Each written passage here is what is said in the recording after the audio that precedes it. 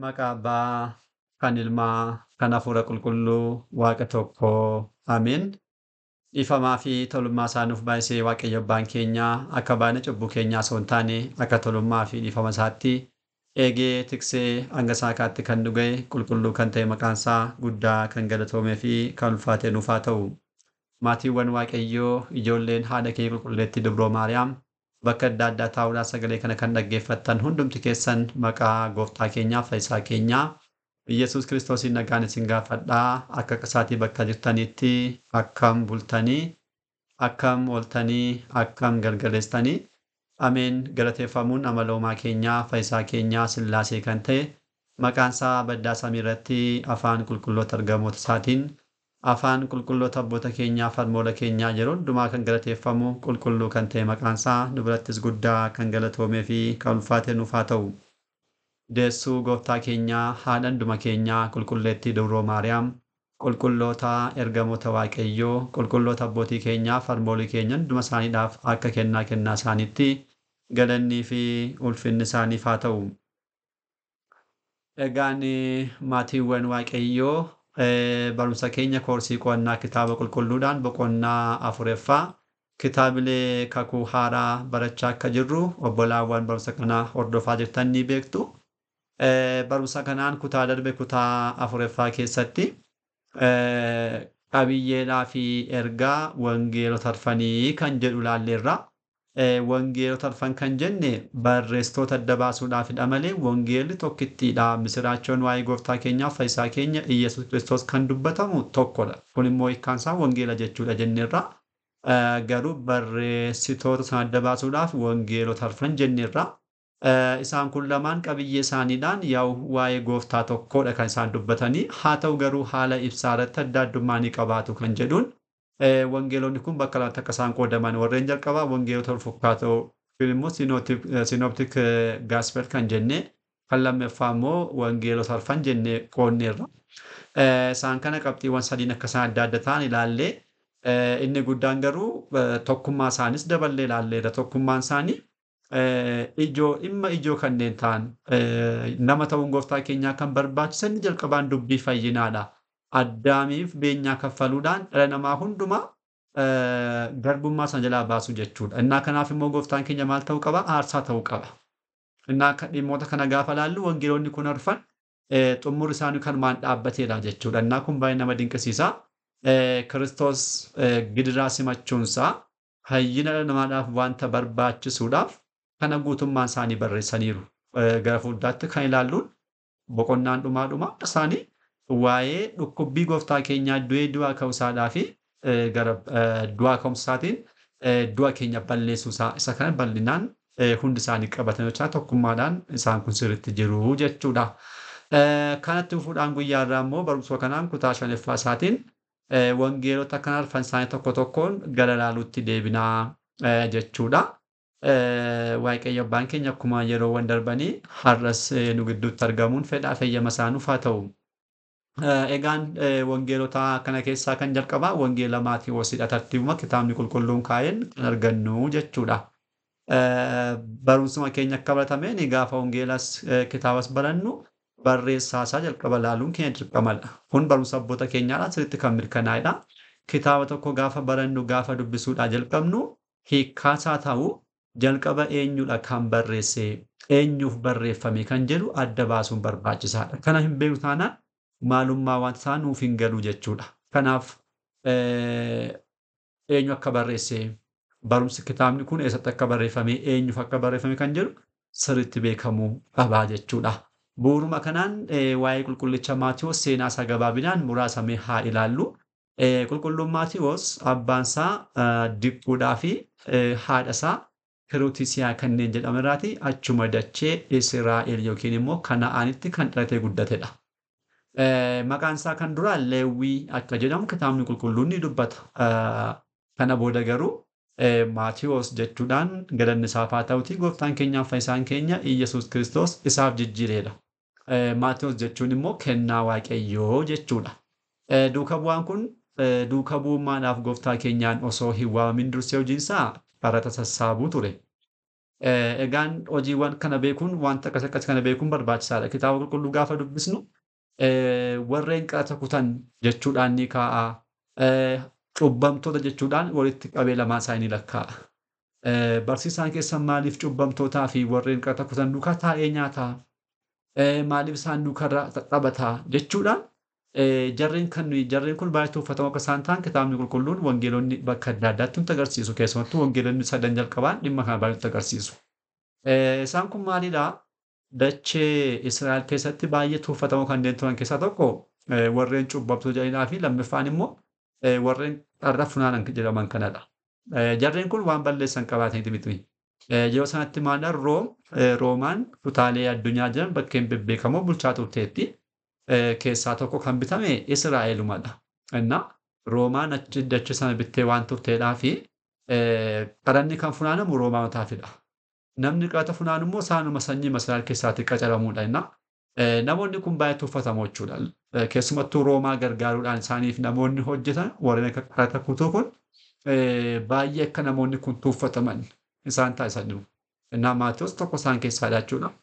Qaraxa waan tokko qofaadhaaf baay'ee namoota warreen kaanii gaditti kanneen ilaalamanidha. Lammaffaa immoo cubbamtoota kanneen jiran ni argattu. Cubbamtoota jechuun namni qajeelaan jiraate isaan warra kanarraatii adda beekoo hin taane gibbizinnatti mataa sagaltu kun jechuun ol of qabummaa jechuudha. Abaluun cubbamaa godhanii tokko ofii isaaniitti immoo akka qulqullummaatti kanneen yaadamuudha. Garuu cubbamoota kanneen jedhaman shamarranidha. Shamarranii loltoota Roomaa duukarra ejja raawwatan. Isaanii maal jedhu cubbamtoota jechuudhaan irra kaa'aniiru. Innaa Kiristoos immoo sijjamar kan dhufe namoota akkasii barbaaduufidha malee qulqullootaaf miti. Qulqullummaaniis hin jiru. Innis kan dhufe akkuma dubbate cubbamtoota barbaaduudhaafidha. Innaa namoonni kun maal jedhu ofii isaanii bakka biraaf kaa'anii gubbaa sana jechuudha. Barsiisaan keessan cubbamtoota duukarra maaliif taa'a? Maaliif warreen qaraxa kutan nyaataa jechuudhaan dubbatu. Namoonni akkasii isaan kanadha jechuu barbaadeetuni. Kana booda qulqullichi kun qulqulluun Maatewos osoo duukaa bu'uummaaf hin waamin dura jechuudha. Bakka qaraxa kutu osoo inni taa'aa jiru gooftaan keenyaa fi fayyisaan keenya Iyyasuus Kiristoos gara isaatti deemuudhaan na wajjirraan bu'ii jechuudhaan isa waama. Kana booda qulqulluun Maatewos baay'ee na'e. Maaliif? Namoonni ammas kan tuuffatan kana warreen hundumaa gaditti kan ilaalamu nama kana Kiristoos barsiisaan guddaan kun kottuu na duukarra bu'iitii barataa koo ta'i duuka bu'aa koo ta'i yeroo isa gaafatu baay'ee dinqisiifachuudhaan osoo waa tokko jiran deebisiin tole jechuudhaan wanta hundumaa dhiisee duukarra bu'e jechuudha. Kana booda mana isaatti saffeerraa taasisee fi cubbamtoota warreen jedhaman kanas warreen kaanis walitti waamee nyaachisee kana booda gooftaa keenya duukarra wangeela barachuudhaaf barsiisuudhaaf bu'e. Kana booda gooftaan keenyas bakka guddaa kaa'e jechuudha. Duukaa bu'oota 12 keessaa tokko godheetu amma kanaatti kabaje jechuudha ba'uunis. Innaa duukaa bu'oota keessaa tokko qulqulluu Maatewoosidha jechuudha. Namni amma gaditti tuuffachuudhaan kan ilaalu gooftaan keenya immoo kabaja kanaaf geessise. Kana booda barumsa kana waggaa 3 booda erga baratanii booda gooftaan keenya du'ee du'aa ka'uudhaan gara samiitti erga bu'ee booda guyyaa 50ffaatti duukaa bu'oonni addunyaa kana qoqqooddatanii barsiisummaadhaaf ba'aniiru. Yeroo kana Maatewosiin dachee Filisxeem naannoo sana kan jiru ga'ee kana booda achitti wangeela barsiisuu jalqabee biyyoota kan akka Faarsi, Baabiloon, Itoophiyaadhaa fi Arabiyaa keessa naanna'uudhaan wangeela barsiiseera. Kana booda xumura irrattis immoo onkoloolessaa bultii guyyaa 12 mormi isaa kutamuudhaan achuma dachee Filisxeemitti wareegamummaadhaan darbeera jechuudha. Qulqullichi Maatewos eebbiif kadhannaan isaa hunda keenya hojjetaan haa ta'u.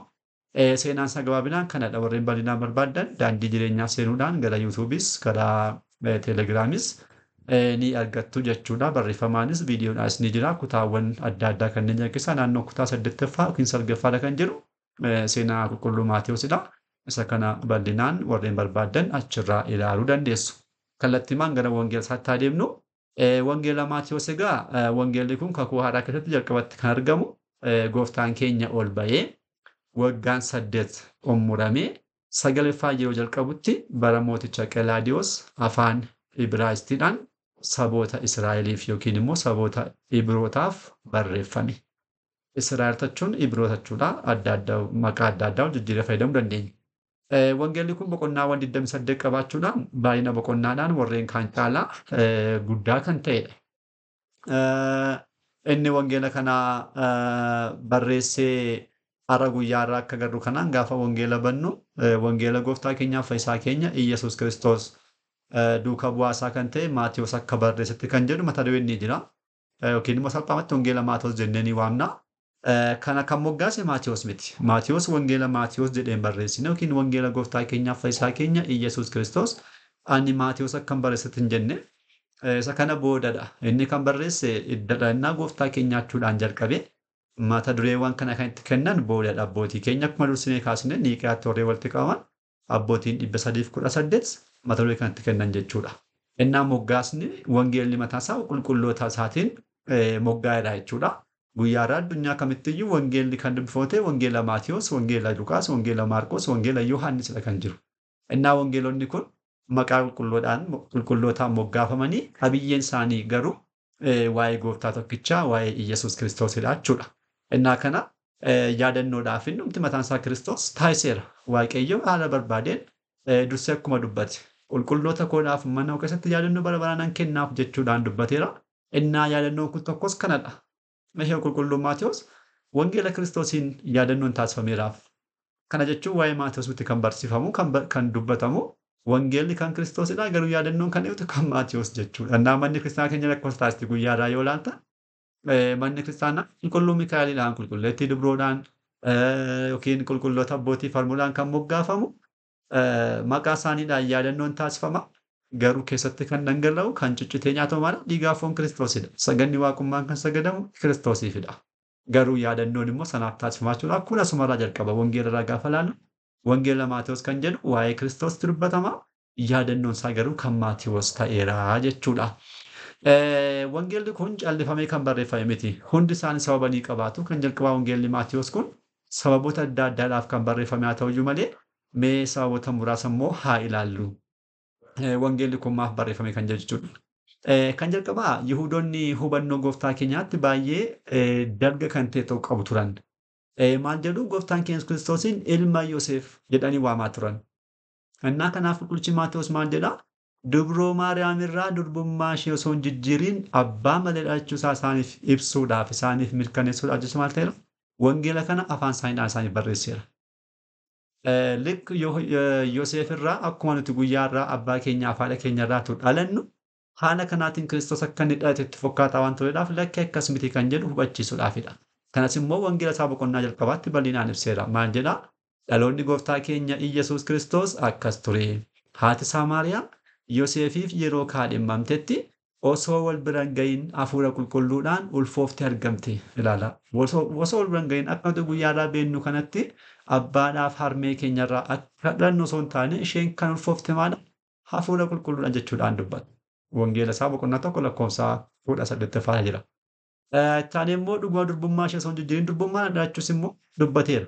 Achuma boqonnaa tokko lakkoofsa 23 gaafa dubbisnu maal jedhaa? Afaarraa jechaadhaan gooftaa biraa. Kunoo durbinii ulfooftii ilmas ni deessi maqaa isaas Amaanu'el jettee ni jedhu kan jedhame akka raawwatuudhaaf kun hunduu ta'e jechuudhaan mirkaneessira jecha ergamichaadhaa fi jecha jalqaba qulqullichi Isaayyaas waggaa 700 dura barreesse caqaseera jechuudha deebiidhaan. Innaa kunoo durbinii ulfooftii durbummaadhaan ulfooftii ilma deessi.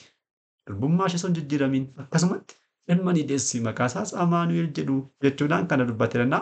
Kun gooftaa keenyaaf dursee kan dubbatan dhuguma Kiristoos ilma Yoosef akkasiin jettan osoo hin taane inni osoo durbummaa ishee hin jijjiiriin hafuura qulqulluudhaan isheerraa dhalate kan jedhu ibsuudhaafidha. Kan lammaffaa immoo ammas Yihuudoonni hubannoo gooftaa keenyaatti jallaa kan qaban sana sirreessuufidha. Maal jedhu? Iyyasuus Kiristoosiin seera yookiin immoo oriitii keenya jalaa balleessuudhaaf hambisuudhaaf dhufe. Jecha waan isaan turaniidhaaf lakkii inni kan dhufe seera kana raawwachiisuudhaafidha malee hambisuudhaaf hin dhufne kan jedhu hubannoo kan isaaniif kennuufidha.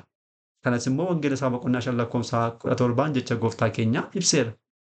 Kiristoos maal jedhee galanni isaaf haa ta'uti ani oriitiidhaa fi raajota hambisuudhaaf kan hin dhufe isinitti hin fokkaatiin raawwachuudhaaf malee hambisuudhaaf hin dhufne jechuudhaan isaan hubachiise. Innaa kana inni akkoo kana gochuu dhufe malee isin jettan kanatti miti kan jedhu kan hubachiisuudhaaf wangeelaawwiin kun wangeela isaa kana barreesseera jechuudha. Kan sadaffaa immoo kakuu moofaa keessatti jarreen kun waa'ee Ermiyaas ni beeku, waa'ee Musee ni beeku, waa'ee Daawit, Isaayyaas, raajota hundumaa ni beeku. Innaa raajonni kun immoo waa'ee dhufaatii Masii dubbataniiru. Innaa Masiidhaa fi raajonni isin beektan sun raajii isaan raawwatan, raajii isaan dubbachaa turan karaa Iyyasuus Kiristoos Gooftaa keenyaa kana raajiin kun raawwateera kan jedhu isaan hubachiisuudhaafidha. Kanarraa kan ka'e bakka baay'eetti gaafa barumsa Gooftaa keenyaadhaaf dubbii fayyinaa Gooftaan keenya raawwatu, raajiiwwan raawwatu gaafa barreessu, dursee raajii na baru kan inni dubbate kanaan raawwateera jechuudhaan bakka baay'eetti kaaseera. Fakkeenyaaf Maatewos 3 ilaaluu dandeessu, 4:14, 12, 16, 13, 34, 21, 4, 27, 9.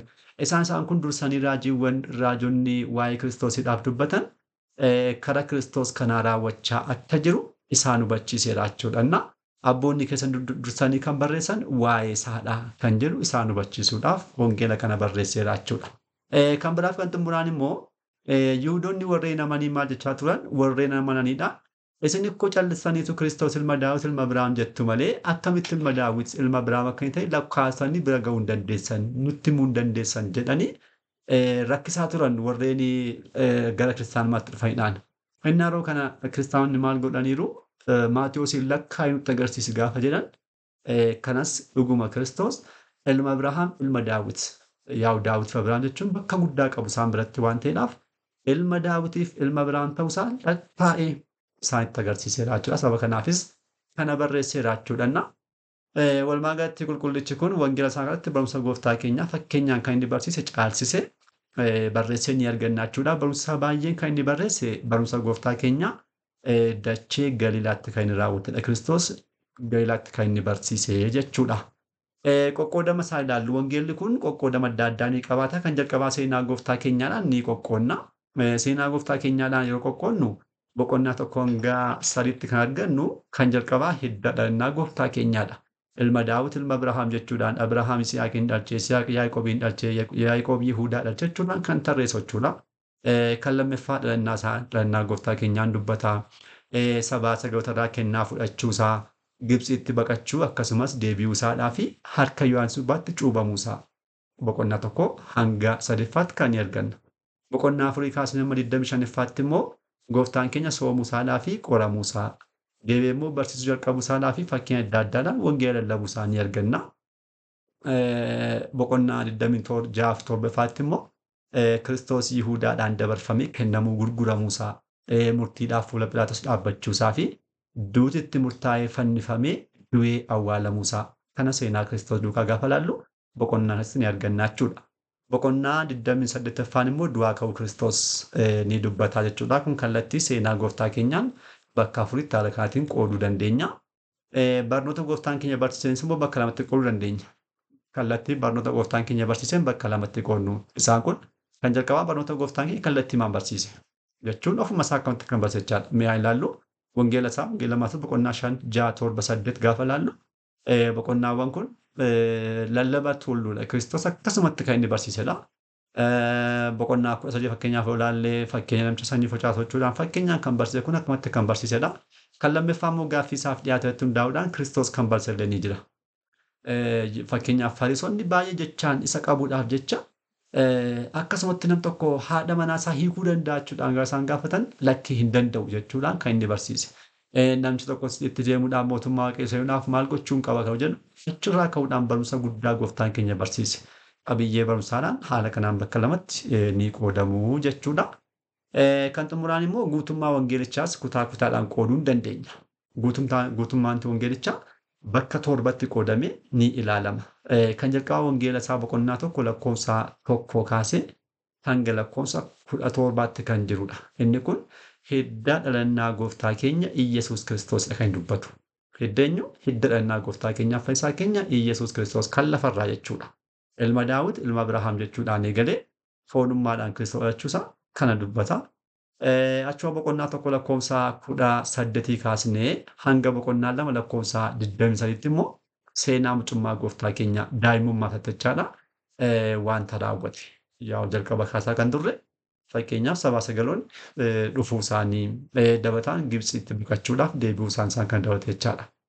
Boqonnaa 3 lakkoofsa 1 kaasnee hanga boqonnaa 4 lakkoofsa 11ffaatti kan jiru immoo Gooftaan keenya osoo barsiisuu hin eegaliin wantoota raawwataman fakkeenyaaf Yohaannis Cuuphaa maal akka taasisaa ture? Kiristoos osoo inni barsiisuu hin eegaliin Yohaannis Cuuphaa barsiisuu akka inni jalqabee, cuuphaa akka inni jalqabee, cuuphaa gaabbii. Kana booda namni Kiristoos deemee akka cuuphamee erga cuuphamee booda immoo gara gadaamii seenuudhaan akka inni guyyaa 40 akkasumas tsoomee erga kanaa booda diiyaabiloosiin akka inni qorame isaan kana ni arganna. Kana afuraffaa immoo boqonnaa 4 lakkoofsa 12 amma boqonnaa 18 lakkoofsa 35 kan jiru gooftaan keenya Galiilaatti barsiisuu eegaluusaa. Kiristoos barsiisuu kan eegaluusattidha Galiilaattidha. Barumsi inni ittiin eegale immoo Yohaannis kan inni ittiin afaan banateen mootummaa waaqayyoo dhiyaatteetti gaabbii galaa jechuudhaan jalqaba kan barsiise Yohaannisidha. Yohaannis dursanii raajonni barumsa kana hin barsiisne. Yohaannis jalqabaaf barsiise. Kana booda Yohaannis osoo barsiisaa jiruu gidduutti mana hidhaa gaafa seenu Kiristoos barsiisuu eegale. Innis gaafa eegalu maal jedhee mootummaan waaqayyoo dhiyaatteetti maal godhu gaabbii galaa. Kanuma Yohaannis jechuudha. Sanumaan eegalee kan eegale immoo dachee Galiilaattidha. Boqonnaa 4 lakkoofsa 2 kaasnee arganna hanga boqonnaa 18ffaatti hojiiwwaniif barumsa raajiiwwan Kiristoos dachee Yihuudaatti raawwatedha. Dachee Galiilaatti raawwatedha. Galiilaatti barumsa Kiristoos barsiise. Boqonnaa 19 lakkoofsa 1 kaasnee hanga 26tti kan argannu immoo barumsa gooftaa keenya Yihuudaatti kan inni barsiisee fi hojii inni hojjetedha. Yihuudaa jechuun immoo warreen beektota kanneen jedhaman tsaafti Farisaawiyaan hangafoota lubootaa Fariisonni bakka jiran jechaadha magaala isaanii Yerusaalem dabalatee naannoo sana inni Yihuudaa kan jedhamu barumsa achitti barsiisedha. Boqonnaa 26 lakkoofsa 47 hanga boqonnaa 27 lakkoofsa 66 gaafa laallu immoo fannifamuudhaa fi du'uu gooftaa keenyaaf fayyisaa keenya Iyyasuus Kiristoos dhukkubbiisaa jechuudha kan inni dubbatu. Kan xumuraa boqonnaan 28ffaa guutuun immoo waa'ee du'aa ka'uu gooftaa keenya dubbata jechuudha. Innaa salphaadhumatti haala kanaatiin qoqqoodne wangeela kana ilaaluu dandeenya jechuudha. Wangeelli kun kanneen jiran keessaa boqonnaadhaan haala kanaatiin boqonnaa 28tiin qoqqoodamee jira jechuudha. Wangeelli lammaffaa wangeela Maarqosidha. Isa kana kutaattaanuun qabannee dhufna. Har'aaf asumatti nu haa ga'u abbaa sagalee kanaa kan ta'e Waaqayyo abbaa keenyaaf galannii fi ulfinni guddaan isaaf haa ta'u. Kutaattaanuun hanga deebinutti nagaa Waaqayyoon turtii gaarii galanni Waaqayyoof.